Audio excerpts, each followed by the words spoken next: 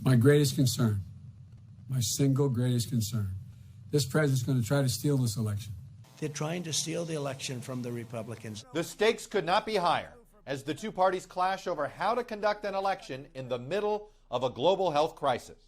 More than 190 million Americans in 44 states are eligible to cast a vote by mail without an excuse beyond the coronavirus.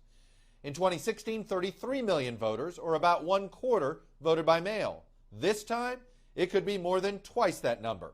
For months, the president is engaged in a campaign against mail-in voting, though he is voting by mail himself, to delegitimize the results of the election if he loses. Voting by mail is wrought with fraud and abuse. If you do universal mail-ins with millions and millions of ballots, you're never going to know what the real result of an election is. I don't like this mail-in ballot deal.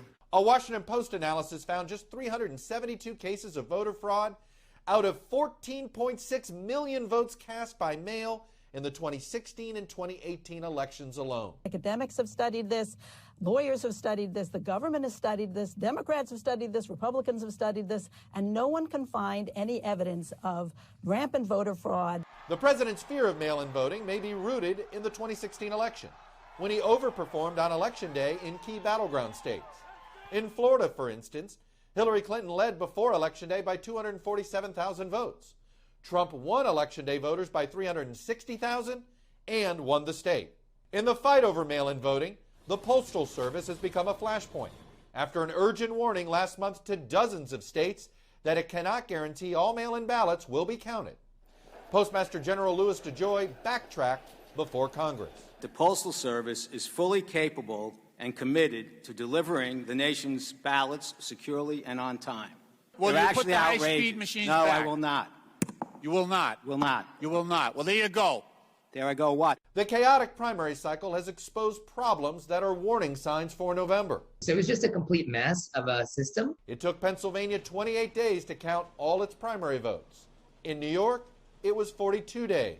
And states like Wisconsin, Georgia, and Texas were plagued by long lines at the polls, 11th-hour court rulings, and failing voting machines. It is pouring out here. How long have you been waiting?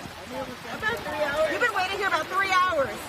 We stood in line and we kept hearing, there's machines coming. We didn't know if things were broken. It made me think this must be what voter suppression looks like. If you have a 69, 70% voter turnout in our presidential election in November, that could take days. And experts worry a long timeline could erode voter confidence in the election and become fertile ground for disinformation campaigns. If the election results are close, will you trust them? If there's mail-in, I don't trust that at all. I would like to say yes, but sometimes back of my mind, I don't know.